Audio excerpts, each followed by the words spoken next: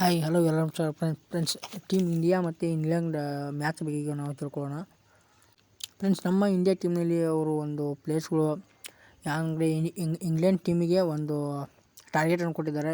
253 ರನ್ಸನ್ನು 253 ರನ್ಸನ್ನು ಕೊಟ್ಟರು. ಆದರೆ ಇಂಡಿಯನ್ ಟೀಮ್ನ ಸೋಲ್ಸಂಗಂತೂ ಆಗಲಿಲ್ಲ.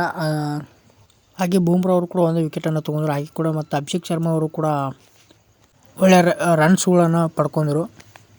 ಆದರೂ ನಮ್ಮ ಇಂಡಿಯಾ ಟೀಮ್ ಮತ್ತು ಇಂಗ್ಲೆಂಡ್ ಟೀಮ್ ವಿರುದ್ಧ 253 ಕಮ್ಮಿ ರನ್ಸ್ಗಳನ್ನು ಟಾರ್ಗೆಟ್ ಕೊಟ್ಟಿದ್ರು. ಆದರೂ ಇಂಗ್ಲೆಂಡ್ ಟೀಮ್ನಲ್ಲಿ ಅವ್ರನ್ನ ಸೋಲಿಸಲಿಕ್ಕೆ ಆಡಲಿಕ್ಕೆ ಆಗಲಿಲ್ಲ.